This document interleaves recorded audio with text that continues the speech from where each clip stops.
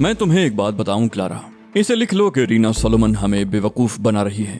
उसका आदमी रकम तो ले जाएगा और फिल्मों की बजाय या तो नकली फिल्में या कोई और चीज हमारे हवाले कर जाएगा।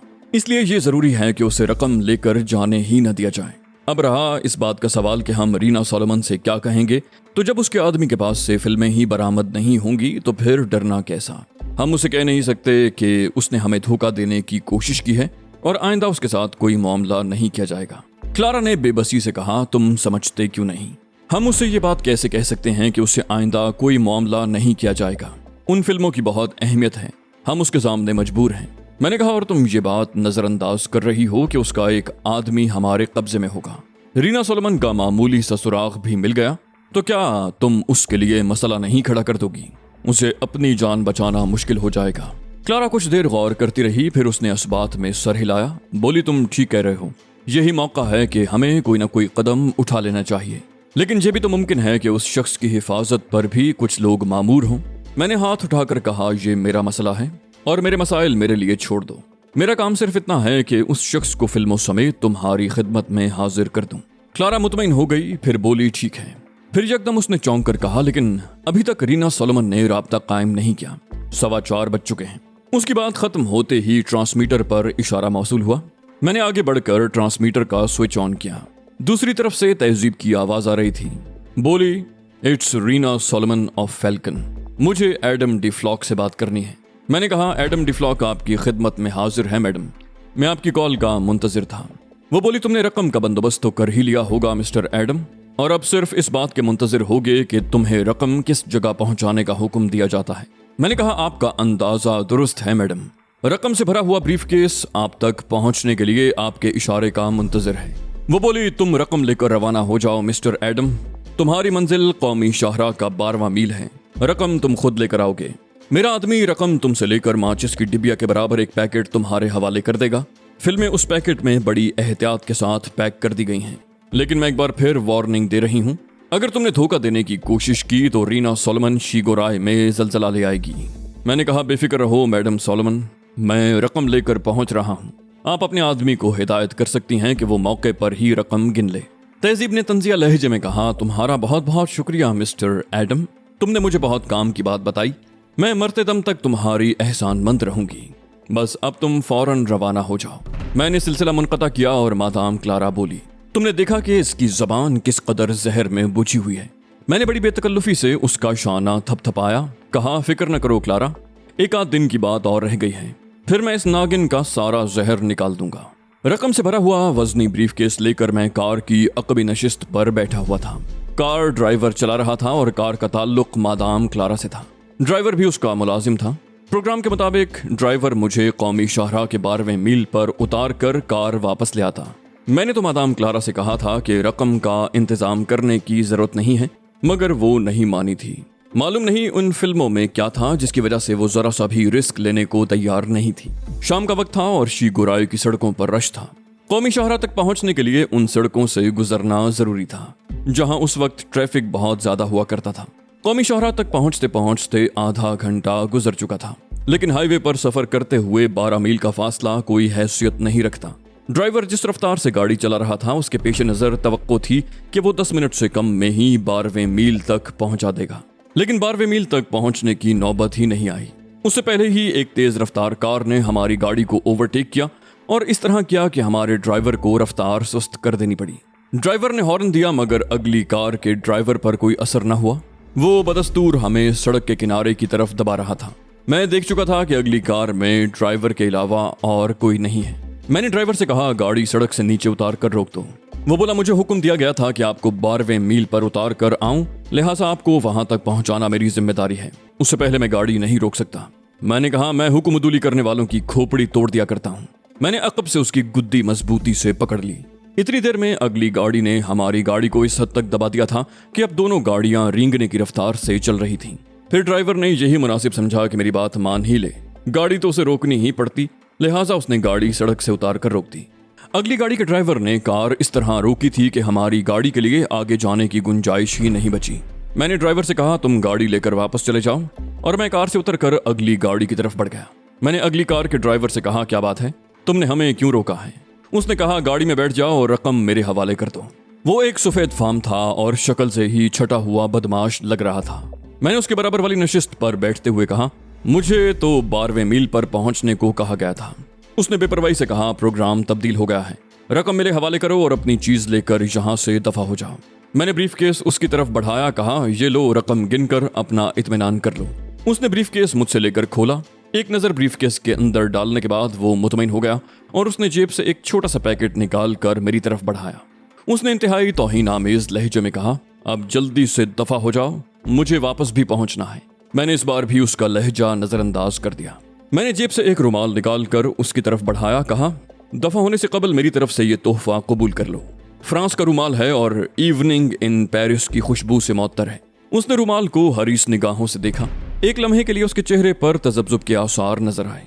शायद वो ये फैसला करने की कोशिश कर रहा था कि इस नादिर तोहफे को कबूल करे या इनकार कर दे। आखिर उसने तोहफा कबूल करने का फैसला किया। उसने हाथ बढ़ाकर मुझसे रुमाल लिया, बोला, लाओ, और उसे नाक से लगाकर इवनिंग इन पेरिस की खुशबू सूंघने की कोशिश की। उसने बहुत गहरी सांस ली थी। वजह यह थी कि शायद उसने कभी इवनिंग इन पेरिस का नाम भी नहीं सुना होगा, इसलिए उस खुशबू का ज्यादा से ज्यादा हिस्सा एक ही बार में अपने अंदर उतार लेना चाहता था। मगर इवनिंग इन पेरिस थी ही कब? वो तो क्लोरोफॉर्म में भीगा हुआ रुमाल था। उसने लड़खड़ाती हुई आवाज में कहा, ये कैसी इवनिंग इन पेरिस है? क्लोरोफॉर्म उस पर असरअंदाज हो चुका था। मैंने मुस्कुराकर कहा, अकेले दफा होने के इरादे से नहीं आया था, पहले ही तुम्हें साथ लेकर दफा होने का प्रोग्राम बना लिया था। उसने आंखें फाड़कर मुझे देखने की कोशिश की और फिर बड़ी फर्माबरदारी से अपना सर स्टीयरिंग व्हील से टिका दिया। वो बेहोश हो चुका था। उसे पिछली नशिस्त पर मुंतकिल करने में जरा सी दुश्वारी तो हुई, मगर मैंने इस काम में ज्यादा देर न लगाई। हाईवे पर से तेज रफ्तार गाड़ियां गुजर रही थीं। ज्यादा देर लगाने की सूरत में कोई हमारी तरफ भी मुतवज्जे हो सकता था। वापसी का सफर उसी की कार पर हुआ था और मैंने खासी तेज रफ्तारी का मुजाहिरा किया था। क्लारा ने शायद मेरे लिए खुसूसी हिदायत दे दी थी, इसलिए मुझे गेट पर नहीं रोका गया। क्लारा झपटती हुई गाड़ी की तरफ आई, बोली, क्या रहा? वो इमारत के बाहर ही टहल रही थी। मैंने 2 उंगलियों से वी का निशान बनाकर कहा, कामयाबी। मैंने तुमसे कहा था ना कि कुछ नहीं होगा, मगर तुम खामखा घबरा रही थी। क्लारा ने हैरत से आंखें फाड़ कर कहा, तुम उस शख्स को भी अगवा कर लाए। मैंने मुस्कुराकर कहा, यह कार भी इन्हीं लोगों की है, इसे तुम मेरी तरफ से तोहफा समझ कर रख सकती हो। क्लारा ने पिछले दरवाजे की खिड़की से अंदर झांक कर उस कलोटे को देखने की कोशिश की थी, मगर वो तो अगली और पिछली नशिस्त के खला में मुंह के बल गिरा हुआ था, इसलिए क्लारा उसकी सूरत नहीं देख सकी। तहम उसने अपने 2 आदमियों को बुलाया। उन्हें हुक्म दिया, इसे बड़ी हिफाजत से उकूबत खाने में पहुंचा दो। इस पर तशद्दुद करना है, ख्याल रहे कि ये खुदकुशी न करने पाए। अपने आदमियों को हुक्म देकर वो पलटी और मेरा हाथ पकड़ लिया।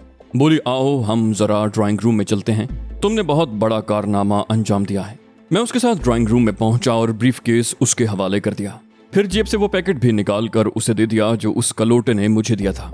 मैंने क्लारा से कहा, मैंने ये पैकेट खोल कर भी नहीं देखा और ना ही मैंने कभी माइक्रोफिल्में देखी हैं, लेकिन मुझे यकीन है कि इसमें से कम 2 माइक्रोफिल्में तो हरगिज नहीं निकलेंगी, और अगर निकलें भी तो मतलूबा फिल्में नहीं होंगी। क्लारा ने मुझे हैरत से देखा। मुझसे पैकेट लेते हुए बोली, ये बात तुम इतने यकीन से कैसे कह सकते हो? मैंने कहा, रीना सोलोमन के बारे में मैंने यही अंदाजा लगाया है। वैसे भी मैं जुराइम की दुनिया का आदमी हूँ, जहाँ इस किस्म के सौदों का अंजाम यही हुआ करता है। इतनी देर में मादाम क्लारा ने पैकेट खोल डाला। पैकेट के अंदर रुई भरी हुई थी और रुई के दरमियान 4 अदद बटन रखे हुए थे। मादाम क्लारा उछल कर खड़ी हो गई। बोली, तुम्हारा अंदाजा दुरुस्त साबित हुआ, हमारे साथ धोखा हुआ है। मैंने बड़े सुकून से कहा, तो इसमें फिक्र करने की क्या बात है? अगर उसने धोखा किया है तो धोखा खाया भी तो है। क्लारा ने मुट्ठियां भींच कर कहा, मैं उस कमीनी का खून पी जाऊंगी। मादाम क्लारा के साथ धोखा करके कोई शख्स शीगोराय में नहीं रह सकता। मैंने कहा, गुस्सा करने की क्या जरूरत है क्लारा? अपनी तवज्जो जल्द से जल्द उस शख्स पर मरकूज करो जो इस वक्त तक अकूबत खाने में पहुंच चुका होगा। क्लारा ने चौंक कर कहा, हाँ चलो, उसकी जबान खुलवाने में वाकई जल्दी करनी चाहिए। मैं क्लारा के साथ अकूबत खाने में पहुंचा, जहां उस शख्स को बंदिशों में जकड़ा जा चुका था। न सिर्फ उसे बंदिशों में जकड़ा हुआ था, बल्कि उसकी बेहोशी भी जायल कर दी गई थी। वो उसे देखकर अपने आदमियों पर उलट पड़ी। बोली, ये तुम लोगों ने किसे रस्सियों में जकड़ दिया? ये यहाँ कैसे पहुंचा? एक शख्स ने डरते डरते कहा, आपने ही तो हुक्म दिया था मैडम। क्लारा मेरी तरफ घूम गई। उसने मुझे घूरते हुए कहा, ये तुमने क्या हरकत की? जानते हो ये शख्स कौन है? मैंने बड़े इत्मीनान से कहा, रीना सोलोमन का आदमी है। जिसे उसने मुझसे रकम वसूल करने के लिए भेजा था। मादाम क्लारा धाड़ी, ये क्या बकवास है? ये रीना सोलोमन का आदमी कैसे हो सकता है? मैंने उसके लहजे को नजरअंदाज करते हुए कहा, आखिर बात क्या है क्लारा? तुम इसे देखकर इतनी हवास बाख्ता क्यों हो गई हो? क्लारा ने कहा, ये जेम्स चार्ली का मुहाफिज़े खुसूसी है। मैं सन्नाटे में आ गया। मैंने बट को हिदायत की थी कि उनके गिरोह के किसी आदमी को रकम वसूल करने भेज दे। मेरा प्रोग्राम यही था कि जब मैं उसे पकड़कर क्लारा की खिदमत में पेश करूं तो क्लारा को मजा आ जाएगा। मेरा ख्याल था कि बर्ड इस काम के लिए किसी छोटे मोटे आदमी को तोड़ने की कोशिश करेगा। मुझे क्या मालूम था कि वो मरदूद इस काम के लिए एक अहम आदमी का इंतखाब करेगा। लेकिन एक तरह से ये अच्छा ही हुआ था। क्लारा के चेहरे पर नजर आने वाले तासुरात बता रहे थे कि कलोटे को देखकर उसे शदीद सदमा पहुंचा है। मैंने खुश्क लहजे में कहा, इसका मतलब ये हुआ कि रीना सोलोमन की जड़ें तुम्हारे गिरोह के अंदर तक फैली हुई हैं। मुझे बताओ कि ऐसी सूरत में कोई क्या कर सकता है? क्लारा ने हिज़यानी अंदाज में कहा, मैं नहीं मान सकती। जरूर कहीं कोई गलत फहमी हुई है। कलोटे के चेहरे पर तो क्लारा को देखते ही मुर्दनी छा गई थी। मुझे क्या मालूम था कि वो खुद अपने गिरोह के खिलाफ किसी काम में मुलव्विस हो गया है। मैंने बेपरवाही से शाने उचकाए कहा, सब कुछ आंखों से देखते हुए भी तुम इनकार कर दो तो इसका क्या इलाज है? मैंने तो अपना काम कर दिया, अब तुम जानो और तुम्हारा काम। क्लारा उस शख्स को घूरने लगी। तू सुन रहा है? उसने यूं कहा जैसे वो शख्स बहरा हो। फिर उससे बोली, बता, क्या ये सब कुछ दुरुस्त है? तू दुश्मनों का आलायकार बना हुआ है। उसने भर्राई हुई आवाज में बमुश्किल कहा, ये गलत है मैडम। क्लारा धाड़ी, तो क्या मिस्टर एडम से रकम वसूल करने नहीं पहुंचा था तू? और क्या तूने एक पैकेट इनके हवाले नहीं किया था? उसने मशीनी अंदाज में कहा, यस मैडम, और अपने खुश्क होंठों पर ज़बान फेरने लगा। मैंने उसकी तरफ देखकर बाईं आंख दबाई। कहा, तुमने देखा मुझे दफा करने का क्या अंजाम हुआ? वो मुझे बेबसी से देख कर रह गया और क्लारा ने मुझसे कहा, इससे तुम खुद ही पूछगिछ करो। मैंने खालिस पुलिस वालों के से अंदाज में कहा, तुम रीना सोलोमन के लिए कब से काम कर रहे हो? वो मजीद बौखला गया। उसने हकलाते हुए कहा, कौन रीना सोलोमन? मैं नहीं जानता वो कौन है। मैंने कहा, शर्म करो, जिस थाली में खाते हो उसी में छेद करते हो। तुम्हें मादाम क्लारा को डबल क्रॉस करते हुए जरा भी शर्म नहीं आई? वो बोला, ये इल्जाम है। मैं मादाम क्लारा से गद्दारी का तसव्वुर भी नहीं कर सकता। मैंने मजे का खेज अंदाज में कहा, क्यों नहीं कर सकते?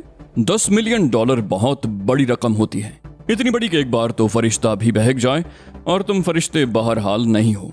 क्लारा ने मेरी बात सुनकर यूं इस बात में सर हिलाया जैसे वो मेरी बात से मुत्तफिक हो। कलोटे ने जल्दी से कहा, मैंने 10% मुआवजे पर यह काम करने की हामी भरी थी। मुझे नहीं मालूम था कि मुझे मादाम क्लारा के खिलाफ काम करना होगा, वरना मैं हरगिज इस काम के लिए हामी न भरता। मैंने उसे घूरा। कहा, तुम बकवास कर रहे हो, और अगर ये सच है तो उस शख्स का हुलिया बताओ। वो बोला, वो एक दरमियाने कद का आदमी था, घनी दाढ़ी मूछें और आंखों पर स्याह रंग की ऐनक लगाए हुए था। उसने कहा था कि महज 1 घंटे का काम है और जो भी रकम वसूल हुई उसका 10% मुझे दिया जाए। मैंने उसे घूरा। कहा, बेवकूफ बना रहे हो? इतनी बड़ी रकम के लिए भाई भाई का गला काट सकता है। किसी ने तुम पर किस तरह एतमाद कर लिया? उसे खुद भी एहसास हो गया था कि वो बहुत बुरा फंसा है। क्लारा को भी यकीन आ गया था कि वो रीना सोलोमन के लिए काम कर रहा है। उसने भराई हुई आवाज में कहा, यकीन करो, मैं बिल्कुल सच बोल रहा हूँ। मुझे जानबूझकर इस जाल में फंसाया गया है, मैं कुछ नहीं जानता। मैंने कहा, यह इस तरह जुबान नहीं खोलेगा क्लारा। इस पर तशद्दुद नहीं बल्कि तशद्दुद की इंतहा करनी पड़ेगी, तब कहीं जाकर शायद कुछ उगले, वरना मुझे तो उसके बावजूद कोई तवक्को नहीं है। क्लारा ने सर्द लहजे में कहा, मैं तुम्हें आखिरी मौका दे रही हूँ। अगर तुमने हकीकत ना उगली तो मैं तुम पर तशद्दुद का हुक्म देने के लिए मजबूर हो जाऊंगी। वो गिड़गिड़ाने लगा। बोला, मुझ पर रहम कीजिए मैडम, मैंने आपसे कोई झूठ नहीं बोला। मुझ में इतनी मजाल है ही नहीं कि मैं आपके सामने झूठ बोल सकूं। मैंने क्लारा के कान में कहा, इस पर रीना सोलोमन के गहरे असरात हैं, ये बगैर तशद्दुद के हरगिज जबान नहीं खोलेगा। तुम क्यों अपना वक्त जाया कर रही हो? क्लारा ने इस बात में सर हिलाया और मैंने उस तासुर को मजीद गहरा करने के लिए कहा, देखो, गलती आदमी से ही होती है। तुमसे भी अगर कोई गलती हो गई है तो एतराफ कर लो। मैं वादा करता हूं कि मादाम से कहकर तुम्हारी जान बख्शी करा दूंगा। वो रो देने वाले अंदाज में बोला, जब मैंने कुछ किया ही नहीं तो एतराफ किस बात का करूं? खुदा के वास्ते मेरी बात पर यकीन करो, मैंने कुछ नहीं किया। मैं दिल ही दिल में हंस पड़ा। हर मुजरिम जब खुद फंसता है तो खुदा का वास्ता जरूर देता है। उस वक्त उसे खुदा याद नहीं आता जब वो दूसरों पर मजालिम के पहाड़ तोड़ रहा होता है। ऐसे लोगों से मुझे कभी हमदर्दी महसूस नहीं हुई। मादाम क्लारा ने अपने आदमियों से कहा, इस पर तशद्दुद करो, उस वक्त तक करते रहो जब तक कि ये जबान खोलने पर आमादा ना हो जाए। इसके जिस्म की एक एक बोटी अलहदा कर दो, मगर इसे मरना नहीं चाहिए। अपने आदमियों को हुक्म देकर क्लारा पलटी और तेज कदमों से बाहर की तरफ चल पड़ी। उसने मुझसे साथ आने को नहीं कहा था, मगर मैं भी उसके पीछे पीछे चल पड़ा। क्लारा ने मुझसे कहा, मुझे आराम की जरूरत है मिस्टर एडम, तुम अगर वापस जाना चाहो तो जा सकते हो। मैंने उसके साथ साथ चलते हुए कहा, तुम्हें आराम की नहीं मेरी जरूरत है। $10 मिलियन की रकम हाथ से निकल जाना मजाक नहीं होता। मालूम नहीं रीना सोलोमन क्या करने वाली है। क्लारा एक झटके से रुकी, बोली, वो क्या करेगी और तुम मुझे क्या समझते हो? उसने मुझे घूरा, बोली, वो मेरा कुछ नहीं बिगाड़ सकती, मैं उसे तिगनी का नाच नचा सकती हूँ। मैंने पुरसुकून लहजे में कहा, तुम उसका कुछ नहीं बिगाड़ सकती, इसलिए कि वो अंधेरे का तीर है और उसने तुम्हारे गिरोह के मालूम नहीं कितने कारिंदों को अपना आलायकार बना रखा है। मादाम क्लारा का सारा जोशो खरोश मांद पड़ गया। वो अचानक ही मुजमहिल नजर आने लगी, बोली, तुम ठीक कह रहे हो, मुझे तुम्हारी जरूरत है, मेरे साथ आओ। वो पलटी और फिर अपनी ख्वाबगाह में जाकर ही रुकी। उसने ख्वाबगाह में मुझे बिठाने के बाद कहा, तुम्हारी उम्र इतनी ज्यादा तो नहीं लगती, आखिर तुमने इतना तजुर्बा, जहानत और महारत कहाँ से हासिल की?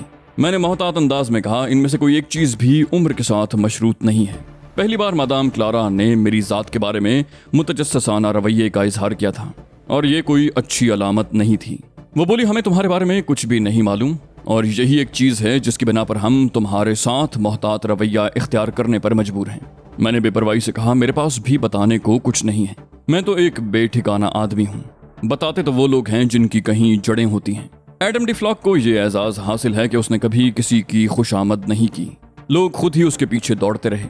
अब अगर उसके बावजूद कोई शुकूक व शुबहात का इजहार करे तो मैं क्या कह सकता हूँ?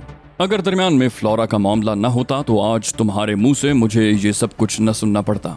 क्लारा बोली, तुम्हारी जिस बात ने मुझे सबसे ज्यादा उलझन में डाला है वो ये है कि आखिर तुम $10 मिलियन की रकम लेकर फरार क्यों नहीं हो गए? ये रकम पूरी जिंदगी के लिए काफी होती है। तुम्हारे रास्ते में कोई रुकावट भी नहीं थी। मुझे तो शुबा होने लगा है कि तुम जराइम पेशा हरगिज नहीं हो। मैंने मुस्कुराकर कहा, छोटी मोटी रकम पर मेरी नीयत कभी खराब नहीं होती, लिहाजा अपने दिमाग में इस किस्म के ख्यालात को जगह मत दो। मादाम क्लारा ने आंखें निकाली, बोली, मैं कह रही हूँ इतनी बड़ी रकम हासिल होने के बाद तुम्हें पूरी जिंदगी कुछ करने की जरूरत नहीं थी और तुम इसे छोटी मोटी रकम करार दे रहे हो। क्या तुम मुझे मरूब करने की कोशिश कर रहे हो? मैंने कहा, मुझे ऐसी कोई कोशिश करने की जरूरत नहीं पड़ती, लेकिन मैं तुम्हारी इस बात से मुत्तफिक नहीं हूँ। इस रकम को खर्च करने की कोशिश के नतीजे में मुझे अपनी सारी जिंदगी जेल में गुजारना पड़ती। क्लारा ने तेज लहजे में कहा, क्या कहना चाहते हो? मैंने मुस्कुराकर कहा, इससे बेहतर जाली करेंसी मैं खुद तैयार कर चुका हूँ। क्लारा उछल पड़ी, उसकी आंखें हैरत की ज्यादती से फैल गईं।